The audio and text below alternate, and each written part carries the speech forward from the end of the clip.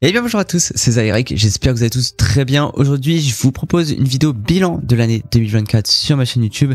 Cette année a été riche en expériences, j'ai tenté, réussi et loupé des choses et j'aimerais partager mon retour sur cette année avec vous car je pense que beaucoup d'entre vous, petits streamers, petits youtubeurs du dimanche et créateurs de contenu peuvent s'y retrouver. N'hésitez pas à prendre un café, des popcorn ou toute autre petite gourmandise car je vais beaucoup balbater dans cette vidéo et en réalité cette vidéo elle est faite surtout pour moi, pour vraiment me faire un bilan et j'espère aussi vous partager mon expérience pour éviter à certaines personnes de faire les mêmes erreurs que moi car Twitch et streamer etc c'est pas quelque chose de facile et je voulais vous éviter quelques erreurs que moi j'ai faites qui m'ont vraiment gâché la vie littéralement pendant un petit moment. Et c'est pour ça que je vous partage cette expérience. N'hésitez pas à partager dans les commentaires, vous, votre bilan 2024, que ce soit sur votre chaîne YouTube ou même d'un point de vue personnel. Ça serait super intéressant d'avoir vos retours. Donc on est directement parti. Avant toute chose, comme d'habitude les gars, n'hésitez pas à liker la vidéo si elle vous plaît, à commenter si tu as des questions ou des remarques et à t'abonner si tu veux plus de contenu. Donc on est directement parti. On va commencer cette vidéo avec la fin 2023, donc le point de départ. Donc c'est le point où j'ai fini mes études et je m'apprête à déménager dans un nouvel appart et c'est à la fin de août 2023 que je décide de prendre Twitch très au sérieux tout en créant du contenu sur YouTube à côté. Donc ma première vidéo de cette épopée, c'était un unboxing de mon micro actuel, le Fifi 9 et c'était un format que je découvrais et que j'aimais beaucoup faire car j'adore découvrir et tester de nouveaux produits. Je trouve ça très utile que ce soit pour les gens, que ce soit pour soi-même, pour justement aider les gens à faire le bon choix dans vos achats parce que tout simplement si on peut économiser un petit peu d'argent, ça fait toujours plaisir. Donc ensuite moi mon but c'était vraiment de devenir entre guillemets streamer et juste me créer une petite communauté. En vrai moi mon but c'était juste d'avoir 10-15 viewers réguliers et de voilà tout simplement kiffer sur Twitch et en faire du contenu sur YouTube.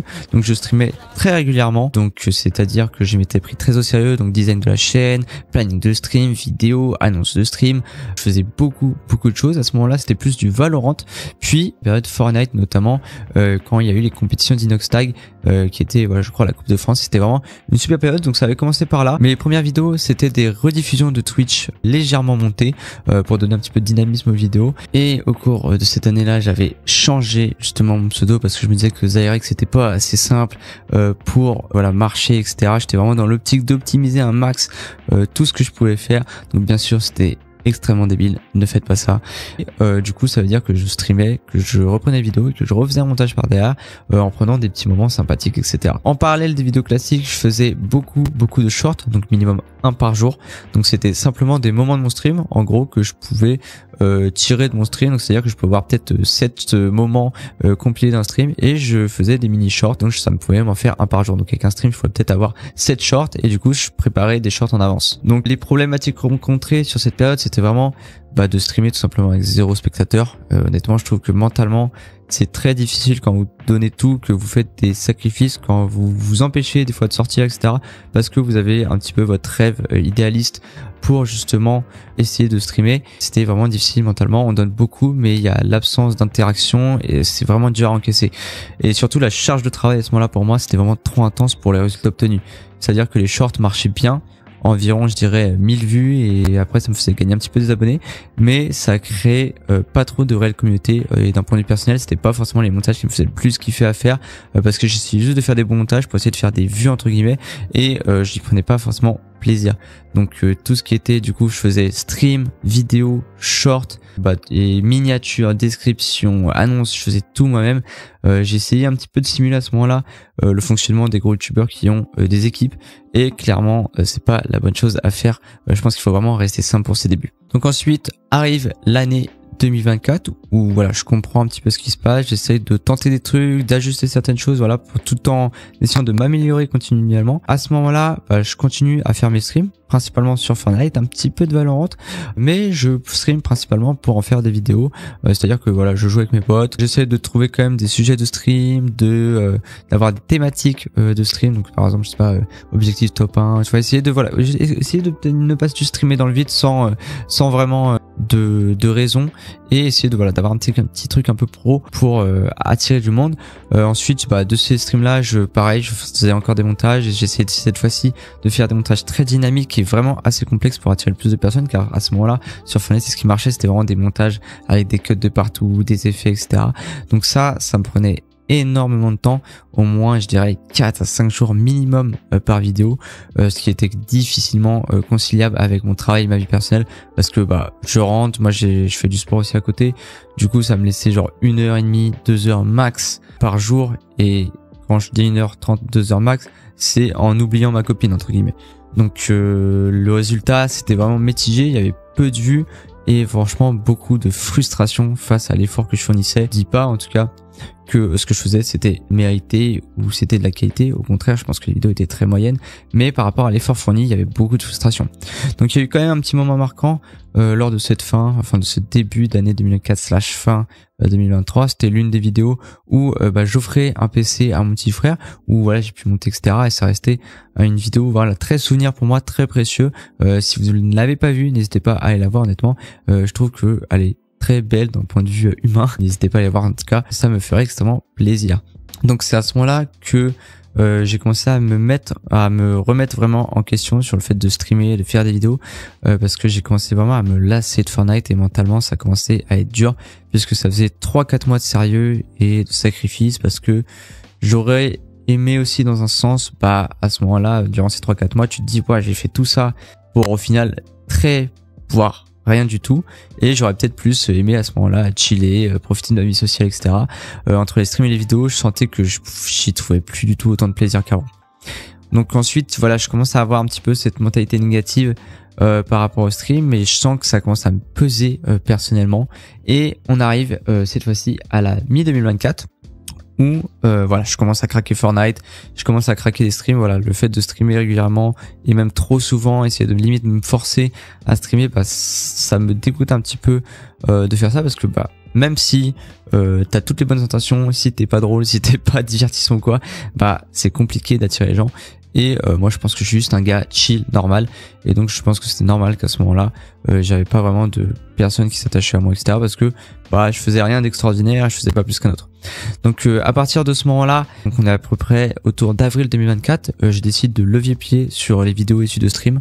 Donc je stream toujours mais beaucoup moins, et surtout je voulais plus me concentrer sur YouTube pour faire des vidéos un peu plus travaillées qui me faisaient vraiment plaisir à moi avant tout. Donc j'étais vraiment surtout dans une phase d'expérimentation, donc c'était un petit peu la période où XDefiant sortait, où je tentais de faire des vidéos pour le plaisir, mais toujours, je dirais, trop réfléchi sur cette période-là, donc à peu près d'avril 2024 jusqu'à mai, où je faisais des vidéos très réfléchies, des montages encore très complexes, des vidéos très scriptées aussi. J'ai fait quelques vidéos par exemple où je découvre des jeux où c'est vraiment un script avec un gros montage, avec un bon montage derrière, pour essayer de raconter un petit peu le début du jeu etc.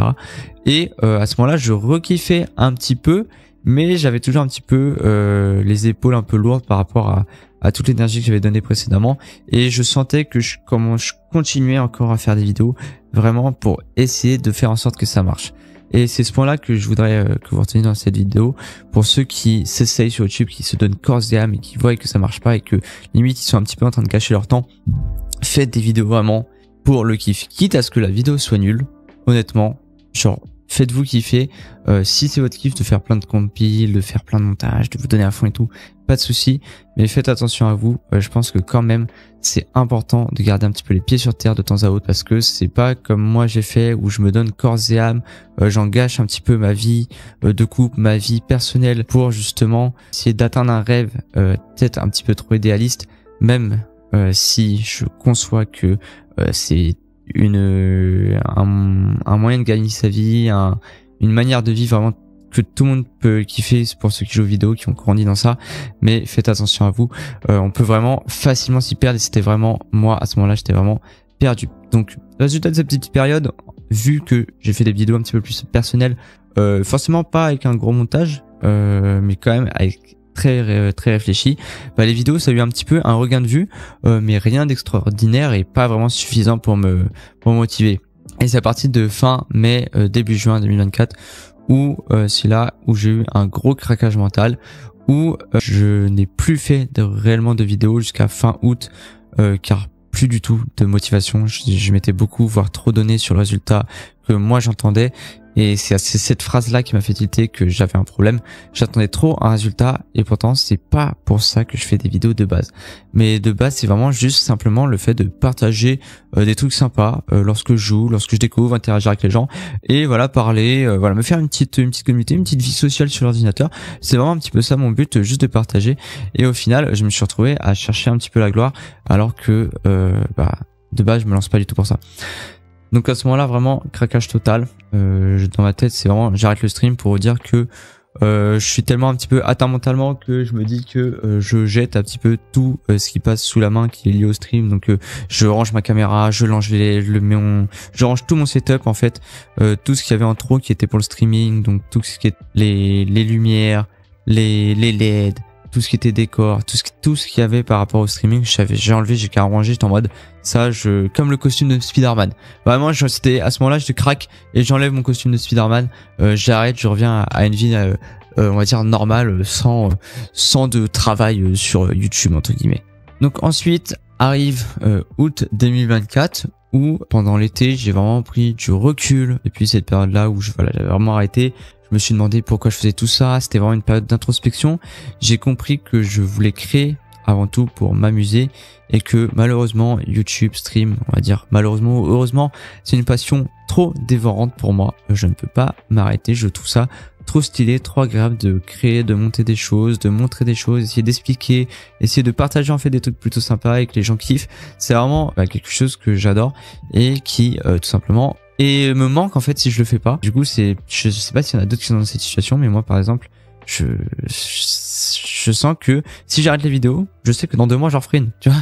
Genre même si je me dis que j'arrête, c'est fini, j'en ferai une en fait, parce que j'aime trop ça et malheureusement tant que j'ai le temps et tant que j'ai encore la passion, j'en ferai juste pour m'amuser. Donc je voulais partager des choses un peu plus authentiques plutôt que de courir vraiment après les tendances quoi.